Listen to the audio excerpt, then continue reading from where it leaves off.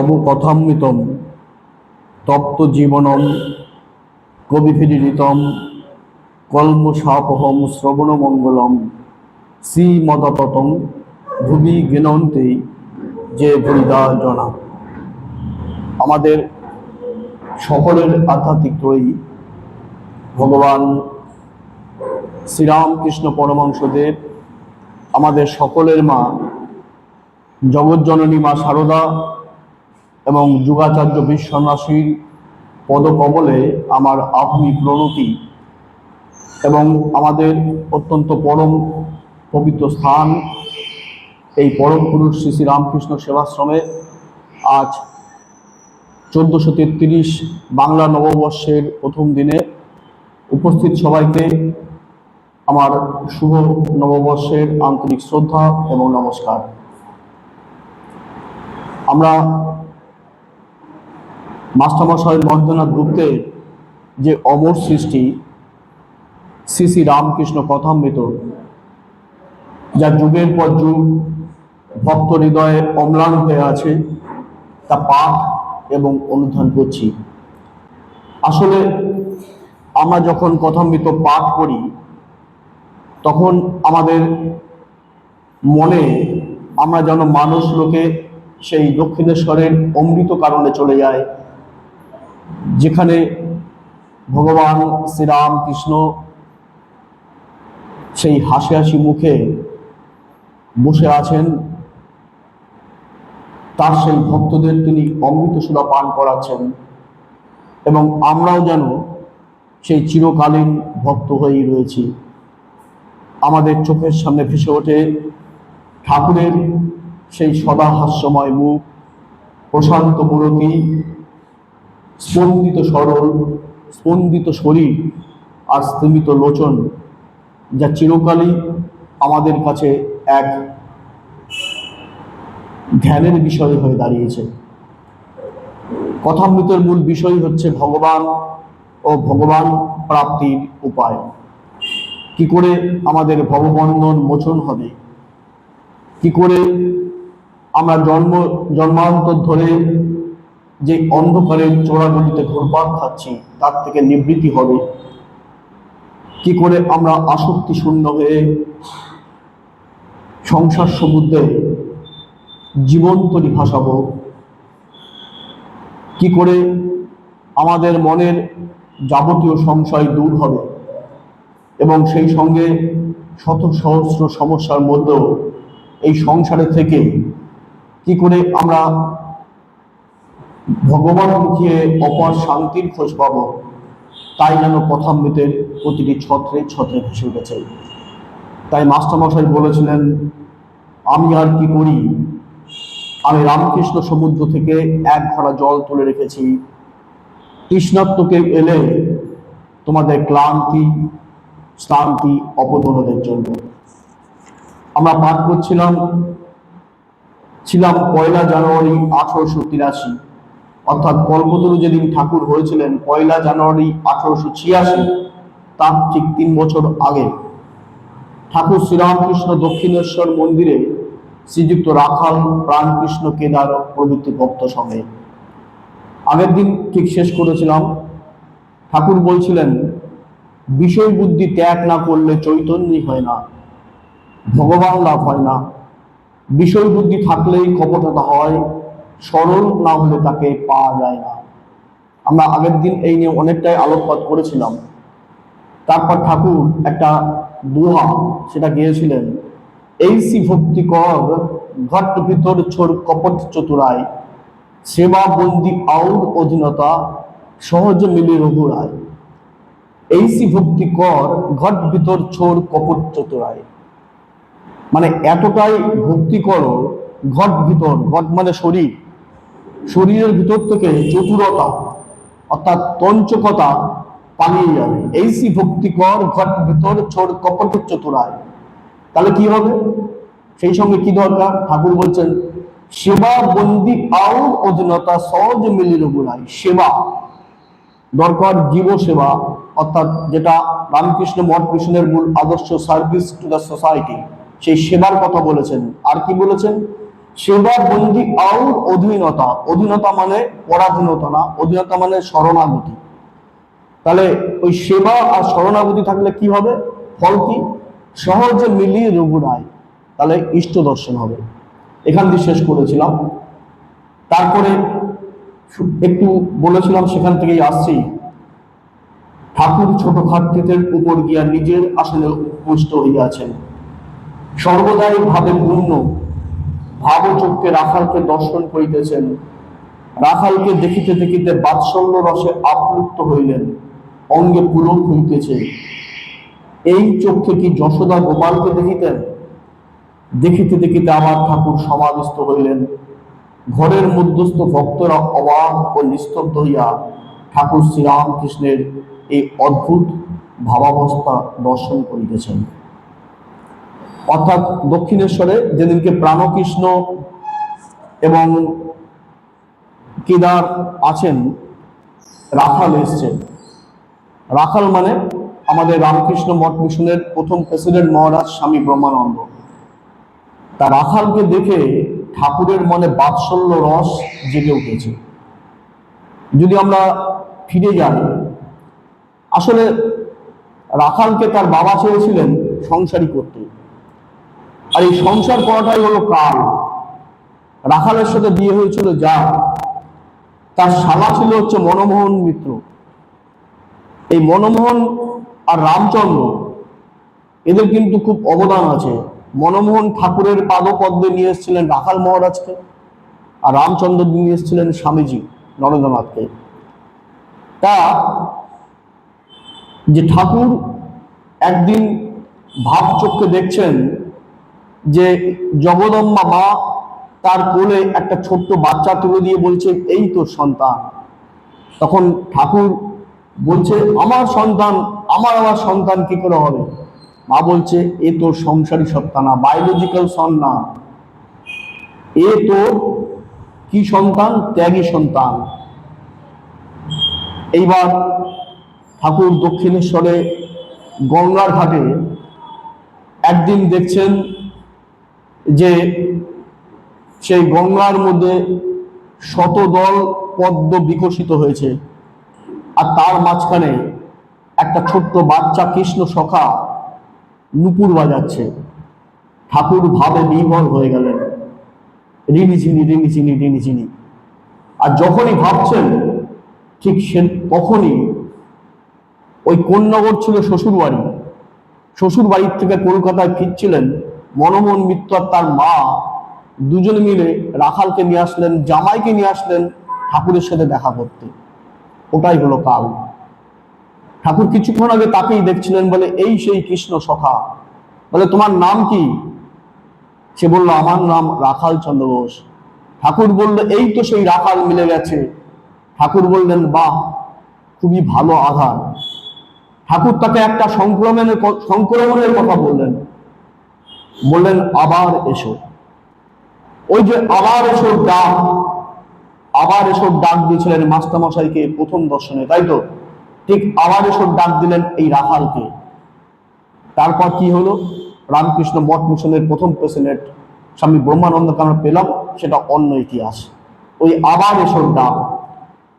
তা রাখালকে দেখে ঠাকুরের আজকে বাৎসল্য রস হয়েছে, কারণ তার মধ্যে কোনো ঐশ্বর্যের ভাব নেই।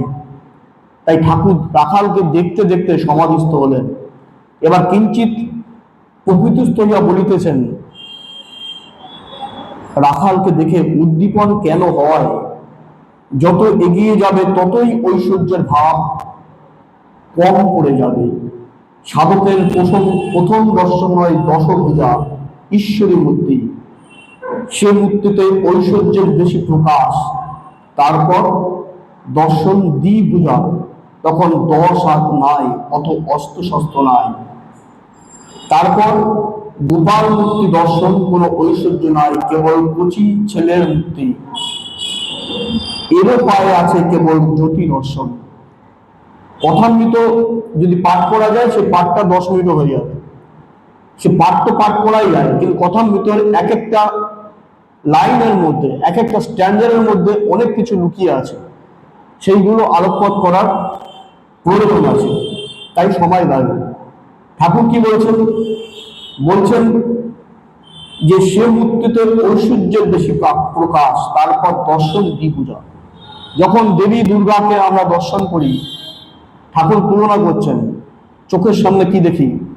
10 হাতের মা, সংহার মূর্তি, অসুর নাসিনী মা দাঁড়িয়ে আছে।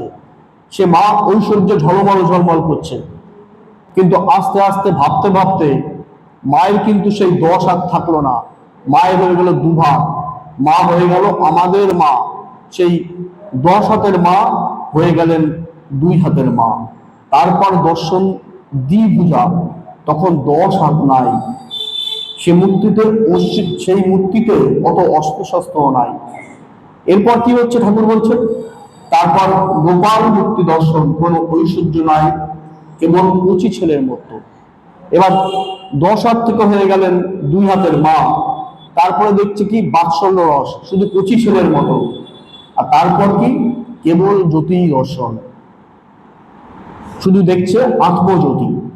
এটাই হচ্ছে বিষয়। তাই তো ভগবান শ্রীরামকৃষ্ণ তিনি তার ঐশ্বর্যের ভাব ছেড়ে আমাদের কাছে এসেছিলেন, আমাদের মতো মিশে নরলীলা করবার জন্য। সে বাৎসল্য রস নিয়ে তিনি আমাদের সাথে মিশে গেছিলেন। তাকে না হলে তাকে সমাধিস্থলে জ্ঞান বিচার আর থাকে না। জ্ঞান বিচার আর কতক্ষণ? যতক্ষণ অনেক বলে বোধ হয়, যতক্ষণ জীব, জগৎ, আমি, তুমি এসব বোধ থাকে। যখন ঠিক ঠিক এক জ্ঞান হয়, তখন চুপ হয়ে যায়। যেমন তৈলঙ্গ স্বামী ব্রাহ্মণ ভোজনের সময় দেখো নাই, প্রথমটা খুব হইচই, পেট যত ভরে ভরে আসছে ততই হইচই কমে যাচ্ছে। তখন দধি মুন্ডি পড়লো, তখন কেবল সুপসাপ, আর কেবল কোনো শব্দ নাই। তারপর নিদ্রা, সমাধি, তখন হইচই আর আদৌ নাই। কি সুন্দর ঠাকুর উদাহরণ দিচ্ছেন। বলে যতক্ষণ জীব, জগৎ, আমি, তুমি এই বোধ থাকে, মানে যখন হচ্ছে আমি তুমি সেই পার্থক্য বোধ থাকে, তখন তো জ্ঞান হয়নি। তখন অনেক কিছু হয়, ফাঁকা কলসি বাজের মতো অবস্থা। যখন ঠিকঠাক এক জ্ঞান হয়, তখন চুপ হয়ে যায়। অর্থাৎ সবার মধ্যে সেই পরম ব্রহ্ম লুকিয়ে আছে, যেমন তৈলঙ্গ স্বামী। বা ঠাকুর উদাহরণ দিচ্ছেন যে ব্রাহ্মণ ভোজনের সময় যখন ওই সবাই পাতে খাবার আসবে আসবে করে হইচই পড়ে যাচ্ছে, যতক্ষণ ধরে পাতে খাবার না আসছে। কিন্তু যেই পাতে খাবার পড়লো, কোনো কথা নেই, স্পিকটি নট, সবার ফোকাস হচ্ছে ওই খাবারের দিকে, খেয়েই যাচ্ছে। তাই বলছে কোনো শব্দ নাই, মানে ব্রহ্মজ্ঞান হয়ে গেছে। ভাবছে জীবই, আমি তুমি, কোনো পার্থক্য নেই। তারপর নিদ্রা, সমাধি, তখন হইচই আর থাকে না। অর্থাৎ জ্ঞান সাগরে ডুবে গেলে আর আমিত্ব বোধ থাকছে না। এটাই ঠাকুর এখানে বলতে চাচ্ছেন। এবার ঠাকুর মাস্টার ও প্রাণকৃষ্ণকে বলছেন, অনেকে ব্রহ্মজ্ঞানের কথা কয়, কিন্তু নিচের জিনিস লয়ে থাকে, ঘর, বাড়ি, টাকা, মান, ইন্দ্রিয় সুখ। মনুমেন্টের নিচে যতক্ষণ থাকো, ততক্ষণ গাড়ি, ঘোড়া, সাহেব, মেম এইসব দেখা যায়। উপরে উঠলে কেবল আকাশ, সমুদ্র ধুধু করছে। তখন বাড়ি, ঘোড়া, গাড়ি, মানুষ এসব আর ভালো লাগে না, এসব পিঁপড়ের মতো দেখায়। সত্যি তো তাই। মনুমেন্ট তো আলাদা বিষয়, তখনকার দিনে মনুমেন্ট ছিল, এখন তো ওঠা যায় না। কিন্তু এখন 10 তলা 15 তলা বাড়ির যদি উপরে উঠি, সেটাই যথেষ্ট। নিচে থাকলে সব জিনিসই দেখা যাচ্ছে, আর উপরে উঠলে সব জিনিস পিঁপড়ের মতো দেখা যাচ্ছে। মানে তখন আমি তুমি সব মিশে গেছে। ব্রহ্মজ্ঞান হলে সংসার আসক্তি, কামিনী কাঞ্চনে উৎসাহ সব চলে যায়, সব শান্তি হয়ে যায়। কাঠ পড়াবার সময় অনেক পরপর শব্দ আর আগুনের ঝাঁজ, আর শেষ হয়ে গেলে ছাই পড়ল, তখন আর শব্দ থাকে না। আসক্তি গেলেই উৎসাহ যায়, শেষে শান্তি। কি সুন্দর উদাহরণ দিচ্ছেন। বলছে ব্রহ্মজ্ঞান হলে সংসারের প্রতি আর আসক্তি থাকে না। সেটা তো সংসারী মানুষদের পক্ষে সম্ভব না। বলছে কাঠ পড়াবার সময় প্রথমে ফরফর ফরফর করে আওয়াজ হয়, কিন্তু সব যখন শেষ হয়ে যায় ছাই হয়ে যায়, আজও ব্যাপার নেই। তাই বলছে আসক্তি গেলেই সেই উৎসাহ চলে যায়, শেষে শান্তি। মানে কি অদ্ভুত অদ্ভুত সব উদাহরণ। ঈশ্বরের যত নিকটে এগিয়ে যাবে ততই শান্তি, শান্তি, শান্তি, শান্তি, প্রশান্তি। গঙ্গার যত নিকটে যাবে ততই শীতল বোধ হবে, স্নান করলে আরো শান্তি। যত পূর্বের দিকে এগাবো তত তো পশ্চিম পিছনে চলে যাবেই। তাই যতই ঈশ্বরের প্রতি আমাদের ভক্তি হবে, যতই মন থেকে আসক্তি চলে যাবে, ততই শান্তি। তার জন্যই আমরা আসি।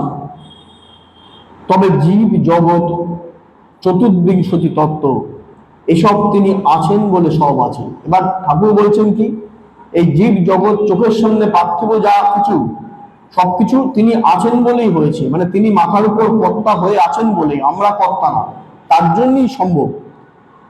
এবার ঠাকুর সুন্দর বলেছেন, তাকে বাদ দিলে কিছুই থাকে না। একের পিঠে অনেক শূন্য দিলে সংখ্যা বেড়ে যায়, এককে পুছে ফেললে শূন্যের কোনো পদার্থ থাকে না, তাই না?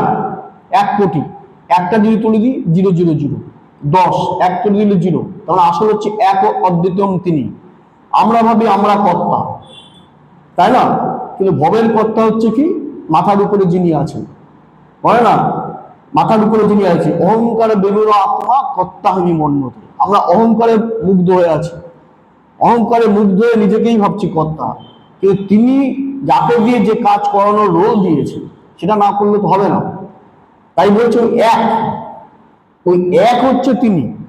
তিনি যদি সরে যায় তাহলে আমরা কেউ নেই। অনেক ব্যাখ্যা আছে, সময় সংক্ষেপ। প্রাণকৃষ্ণের কৃপা করিবার জন্য ঠাকুর কি এইবার নিজের অবস্থা সম্বন্ধে ইঙ্গিত করিতেছেন। মানে প্রাণকৃষ্ণ বাবুর সাথে কথা চলছে। প্রাণকৃষ্ণ বাবু তিনি এক্সচেঞ্জ অফিসে চাকরি করতেন, খুব স্থূল শরীরের ছিলেন, ঠাকুরকে খুব গণ্যমান্য করতেন, তার বাড়িতে তিনি ঠাকুরকে নিয়েও যেতেন, নিয়ে গেছিলেন, ঠিক আগেই তাই বলা আছে। তা ওই প্রাণকৃষ্ণ বাবুকে, তাকে ঠাকুর, তিনি খুব মোটা বলে তাকে ঠাকুর মোটা বাবুন করতেন। তা তাকে ঠাকুর বলছেন, প্রাণকৃষ্ণকে কৃপা করিবার জন্য ঠাকুরকে এবার নিজের অবস্থা ইঙ্গিত করিতেছেন। ঠাকুর নিজের কথা বলছেন, মানে তিনি যে কি, তিনি যে কি, এই ঠাকুর বলছেন। ঠাকুর বলিতেছেন, ব্রহ্মজ্ঞানের পর, সমাধির পর কেহ কেউ নেমে এসে বিদ্যার আমি, ভক্তি আমি লয়ে থাকে।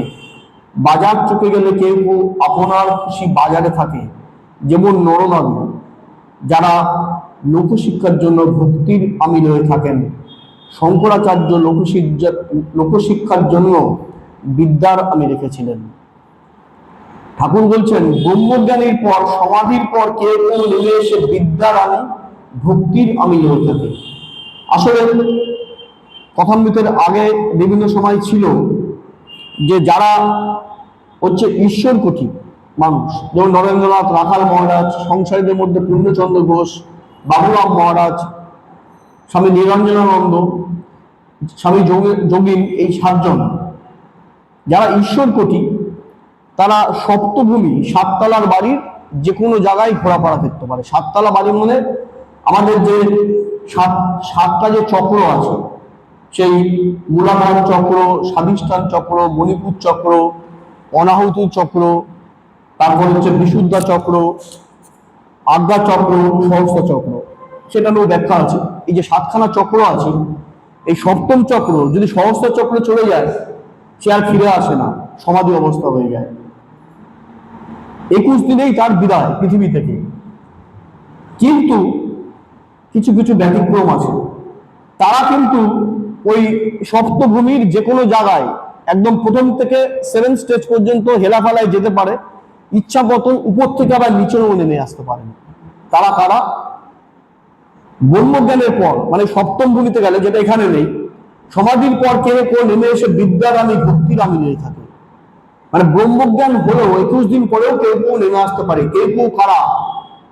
কেউ কেউ হচ্ছে অবতার বরিষ্ঠ ভগবান শ্রীরামকৃষ্ণ, শ্রী চৈতন্যদেব, তারা নেমে আসতে। তারা কেন নেমে আসেন? তারা নেমে আসেন এই কারণে, বিদ্যার আমি, ভক্তির আমি নিয়ে থাকে।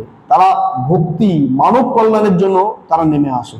ঠাকুর বলেছিলেন যে কোনো একটা জায়গায় যে বাহাদুরি কাঠ আর হাবাদের কাঠ, তাই না? ঠাকুর হচ্ছে বাহাদুরি কাঠ, যে বাহাদুরি কাঠ জলে যখন ভেসে যাবে, নিজে যেমন ভাসবে, সেরকম আমাদের মতো মানুষকেও ভাসিয়ে অমৃতের লোকে নিয়ে যাবে না। এপারে ওপারে দাঁড়িয়ে আছে কেউ, অমৃতের সেতু বাঁধিয়েছে যারা পেয়ে, তাকেই করি আমরা প্রণাম, ভগবান শ্রীরামকৃষ্ণ। ওই অমৃত সেতুর মাঝখানে তিনি মানে তিনি হচ্ছে ব্রিজ করছে কাদের মধ্যে? ব্রিজ করছে হেভেন আর আর্থের মধ্যে, ভগবান শ্রীরামকৃষ্ণ। তার তিনি হচ্ছে বাহাদুরি কাঠ। আর হাবাদে কাঠ কি? হাবাদে কাঠ যারা, তারাও যোগী পুরুষ, তারাও ভেসে যায়, তারাও অমৃত লোকে যায়। কিন্তু তাদের মধ্যে যদি কোনো কাঠের মধ্যে এত হালকা, সেখানে যদি একটা পাখি বসে, কাঠও ডুবে যাবে, পাখিও ডুবে যাবে। মানে তারা নিজেদেরই ভাসিয়ে নিয়ে যায়। তারা নিজেদের মুক্তির জন্যই ওই অমৃত লোক থেকে পৃথিবীতে এসেছেন, অন্যের মুক্তির জন্য আসেননি। আর ভগবান শ্রীরামকৃষ্ণ অবতার বরিষ্ঠ, তিনি সবাইকে ওই অমৃতের পথ দেখানোর জন্য নিয়ে এসেছিলেন। তাই ঠাকুর আজকে নিজের কথা বলছেন প্রাণকৃষ্ণকে, ব্রহ্মজ্ঞানের পর, সমাধির পর কেহ কেউ নেমে এসে বিদ্যার আমি, ভক্তির আমি লয়ে থাকে। যেমন শঙ্করাচার্য, যেমন ভগবান শ্রীরামকৃষ্ণ। একটু আসক্তি থাকলে তাকে পাওয়া যায় না। সুতার ভিতর একটু আসক্তি থাকলে সূচের ভিতর যাবে না, তাই তো? যে সূচ বারবার দিদিদের, মাদের, আমিও চেষ্টা করি যে ওই সুতোর মুখে থুতু দিয়ে সরু করে ঢুকানোর চেষ্টা, একটু আশ থাকলে যাবে না। আর কি এখানে আশ হচ্ছে কাম, এখানে কি ষড়ঋতু, কাম, ক্রোধ, লোভ, মোহ, মদ এবং মাৎসর্য। তাদের মধ্যে হচ্ছে কি? তাদের হচ্ছে কামনা, কামনা বাসনা, সেই যদি থাকে, সেই আশ যদি থাকে, তাহলে তাকে পাওয়া যায় না। যিনি ঈশ্বর লাভ করেছেন তাকে কাম ক্রোধাদি নামবদ্ধ, যেমন পোড়া দড়ি, দড়ির আকার, কিন্তু ফু দিলে উড়ে যায়। বলছে যিনি ঈশ্বর লাভ করেছেন তার মধ্যে একটু একটু কামনা বাসনা থাকতে পারে। ঠাকুর এবার খুব পজিটিভ, মানে আশা দিচ্ছেন আমাদের, তাদেরও থাকতে পারে, দোষ নেই। এবার কি বলছে উদাহরণ, ওসব মানে ভাবা যায় না। বলছে সুতার ভিতর, বলছেন যেমন পোড়া দড়ি, দড়ি পুড়ে গেলে মনে হয় দড়িটাই আছে, আসলে ছাই দিয়ে তৈরি হয়ে আছে, ফু দিলে বেশ শেষ। তাই বলছে যেমন পোড়া দড়ি, দড়ির আকার, কিন্তু ফু দিলে উড়ে যায়। মন আসক্তি শূন্য হলেই তাকে দর্শন হয়। শুদ্ধ মনে যা উঠবে সে তারই বাণী। শুদ্ধ মন যা, শুদ্ধ বুদ্ধিও তা, শুদ্ধ আত্মাও তা, কেননা তিনি বই আর কেউ শুদ্ধ নয়। আসলে চিত্ত শুদ্ধির কথা ঠাকুর বলছেন, আর ব্যাখ্যায় যাবো না। তাকে কিন্তু লাভ করলে ধর্মাধর্মের পার হওয়া যায়। তাকে লাভ পেলে অমৃতের সেতু তিনি বেঁধেছেন, সেখানে যাওয়া যায়। এই বলিয়া ঠাকুর সেই দেব দুর্লভ কণ্ঠে রামপ্রসাদের গান ধরিলেন। এটা দিয়ে শেষ করব। গানটা এখানে ছোট আছে, আগে অনেক বড় ছিল। বলছেন আই মন বেড়াতে যাবি, কালী কল্পতুর মূলে রে, চারি ফল কুড়ায় পাবি, প্রবৃত্তি নিবৃত্তি যায়া, নিবৃত্তি রে সঙ্গে লবি, বিবেক নামে তার বেটারে, তত্ত্ব কথা তাই শোনাবি। রামপ্রসাদের একটা প্রসিদ্ধ গান। বলছে কালী কল্পতুর মূলে রে, চারি ফল কুড়ায় পাবি। চারি ফল, চারটে ফল কি? ধর্ম, অর্থ, কাম আর মোক্ষ। ধর্ম মানে আমরা কি জানি, বলার দরকার নেই। ধর্ম মানে নমস্কার করা না। অর্থ মানে হৃদয় সম্পদ, পরমার্থ। অর্থ মানে ফাইন্যান্সিয়াল অ্যাসেটস না। কাম, কাম মানে কামনা, কিন্তু কিসের কামনা? তোমাকে পাওয়ার কামনা। আর এই যদি তিনটে হয়, ধর্ম, অর্থ, কাম, তাহলে কি হবে? মোক্ষ, মুক্তি হবেই হবে। তাই বলছে কালী কল্পতরু মূলে রে, চারি ফল কুড়ায় পাবি। কালী মায়ের কল্পতরু যে আছেন, সেখানে চার ফল কুড়ায় পাবি। আর কি বলছেন?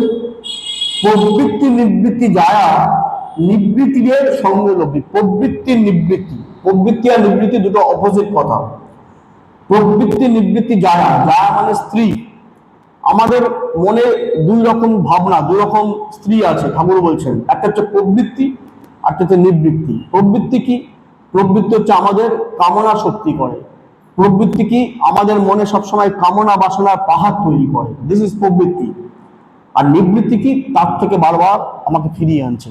আমরা যখন ধ্যান করি তখন কি করে? একটা হচ্ছে বিক্ষেপ, আর হচ্ছে নিক্ষেপ, তাই তো? বিক্ষেপ হচ্ছে সবসময় আমাদের মনটা অশান্ত করছে, আর সেখান থেকে ফিরে আসা হচ্ছে প্রত্যাহার। ঠিক এখানেও তাই, প্রবৃত্তি নিবৃত্তি যায়। মনের মন্দিরে আমাদের দুটি অ্যাসপেক্টস আছে, একটা হচ্ছে প্রবৃত্তি আর নিবৃত্তি যায়া। এবার ঠাকুর কি বলছেন? নিবৃত্তিরে সঙ্গে লবি। প্রবৃত্তি, কামনাকে বাদ দিয়ে, সেটাকে বাদ দিয়ে দেবো, তাই নিবৃত্তি রইল। তাহলে কি হবে? বিবেক নামে তার বিচারে তত্ত্ব কথা তাই শুনে। বিবেক, বিবেক মানে কি? যেটা আমাকে বলবে what is good, what is bad, আমার কি এটা করা উচিত। আগেরকার দিনে যাত্রাপালায় বিবেক ছিল, বারবার এসে প্রতিটি সিনের মাঝখানে এসে মানুষকে বুঝাতো কি করা উচিত। তাই হৃদয়ে যে বিবেক আছে, বিবেক বারবার আমাদের প্রশ্ন করবে যে what is to do, what is not to do, কি করব কি করব না। তাই বলছে প্রবৃত্তি নিবৃত্তি যায়, প্রবৃত্তিকে বাদ দিয়ে নিবৃত্তিকে নিয়ে চলবি। তাহলে কি? তার বেটারে তত্ত্ব কথা তাই শোনাবি, এবং সেই তত্ত্ব কথায় মনের মন্দিরে আমাকে গেঁথে রাখতে হবে। আজ একটি পবিত্র দিন, পবিত্র দিনের থেকে বড় কথা, আজ 1 জানুয়ারি, এই 1 বৈশাখ বাঙালি নববর্ষ। আর এই নববর্ষের শুভ দিনে শ্রী শ্রী রামকৃষ্ণ কথামৃত আমরা পাঠ এবং অনুধ্যান করলাম। আসলে ভগবান শ্রীরামকৃষ্ণ হলেন সেই প্রজ্বলিত দীপশিখা, যার স্মরণ, মনন এবং চিন্তন আমাদের বারবার মনে করিয়ে দেয় একটাই কথা, ওই ভেঙেছে দুয়ার, এসেছে জ্যোতির্ময়।